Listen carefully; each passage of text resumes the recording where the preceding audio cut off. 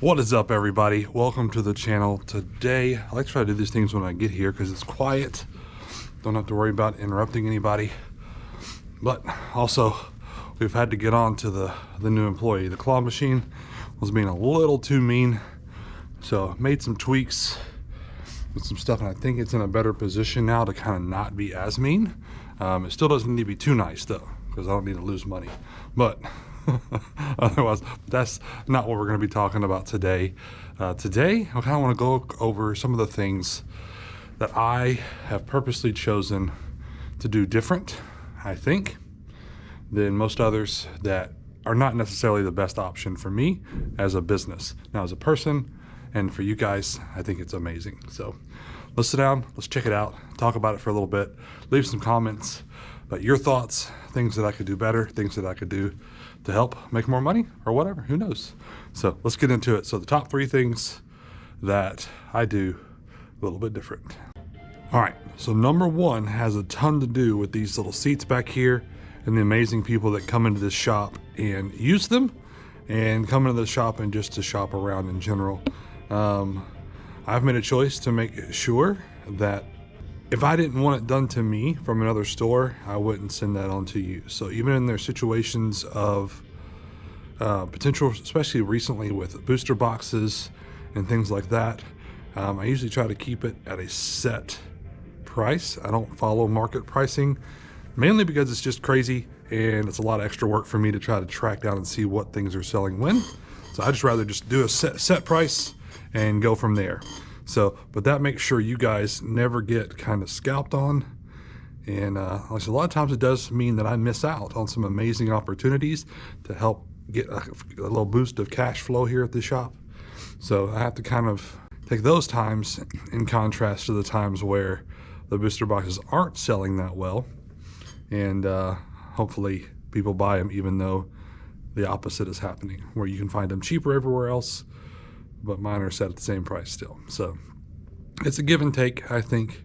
So, but I think a lot of people have stepped up and been a blessing to the shop for sure, to continue to buy things, even though maybe it's not smart for them, but it helps me out. So, but as always, I thank you guys more than you know.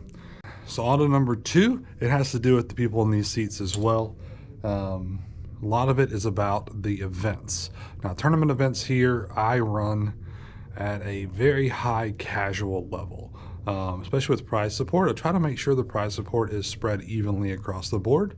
So it's hard to balance nowadays, especially with pack prices going up, to make it fair and to make it where people can find it affordable, because there is a limit. Like, you can't, and it's very thin. You can't, I said right now I do $10 for the events, and that basically guarantees you a pack per win. And a lot of the games that have promo packs that come with them, those are available already as a walk-in kind of sign-up thing. Even looking at it lately, trying to think, well, what if I moved to $12 or to $15 to where I can make a little bit more on the event? And like a $15 event where you might win 1 pack, that's not cool. A $10 event where you get 1 pack, you're losing basically a pack out of the situation. So it doesn't feel as bad, but if you're paying 15 and you're getting 1 pack, that does feel a little worse. So we'll see. That's definitely one of the things that I've got to continue to think about, is making sure that the shop events are a good balance for all the players. Once again, it goes back to doing things the way I would want them to be done to me. If I came in and wanted to just have fun and play a game with some friends, being in a tournament situation, I would love to be able to at least get something when I walked out the door. I said, first off, I make sure the prices are fair. Number 2, make sure that the events are fair, that even if you come join an event, now you're going to walk away with something here. And then on to number 3. Oh yeah, I want to break in real quick and show you guys, we got the new primer rack in stock yesterday. So now we've got all of the brushes and dips and a lot of the primers. We already had 2 picked up yesterday already to empty that spot out, so I've got to get that filled up already. But sweet, we got the whole rack all ready to go. So I just wanted to jump in real quick. We're going to get back to the top 3 right now.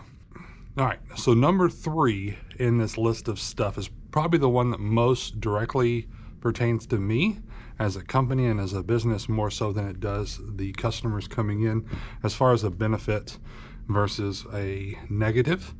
Like I said in the first one, the negative of choosing a stable price point over a fluctuating one based upon market value is the fact that sometimes it's harder for me to move boxes when the boxes tank in value.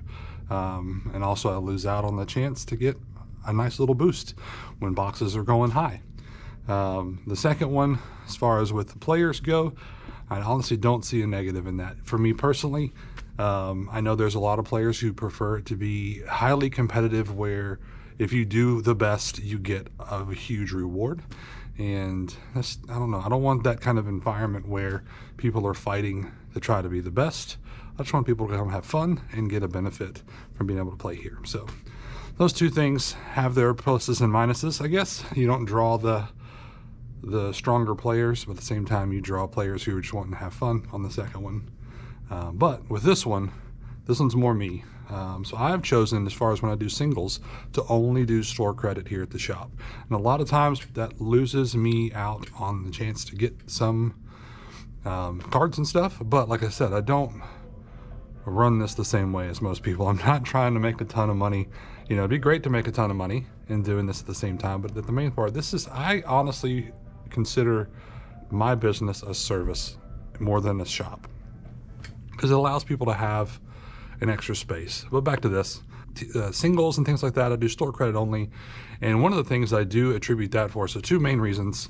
Main reason is a lot of times, to be honest, if you are to give cash out, so that doesn't come back into the shop. And honestly, if I had been doing cash this whole time, there's a pretty good chance with everything that's been going on in the world that I might not be open, because a lot of people would be pulling that cash from the store. So I chose to do store credit. That way everything kind of stays inside of this environment. Like I said, it does lose me out on the ability to get more cards more often, but one of the major things it keeps me from doing, which has happened quite often, more often than you think, is when people call up here and say, hey, I got a collection out of nowhere, do you guys buy cards? And as soon as I say, every time, no, I only do store credit, I don't do cash, and they hang up. So to me, that's an ultimate signal. Either they really need cash or that's not their cards. So it keeps me out of the worry of not carrying cards that aren't mine, to be honest. So that's number 3. So number 1 is focusing on a stable price, a fair price. Number 2 is making it fair for the players that come to my events. And then also making sure it's fair for me and I don't get stuck with stuff that doesn't belong to me. So that's the major 3. I'm trying to think if there's anything that you guys can think of that pops into your head about stuff that maybe a local game store that you know does well to support you as a customer, or stuff that you know that local game stores do that you don't feel like it supports you. I'm welcome to both. We may not get into too crazy, don't name names, but definitely I would love to know what your local game store does to make you feel welcome and supported, and also what your local game store might do that makes you feel like that's not nice. So, all right, guys, thank you. We got to get going today. Got to get opened up and ready for this Saturday. So hopefully you guys get a chance to come out to the shop. As always, you have a great day, and thank you so much for your support. Bye-bye.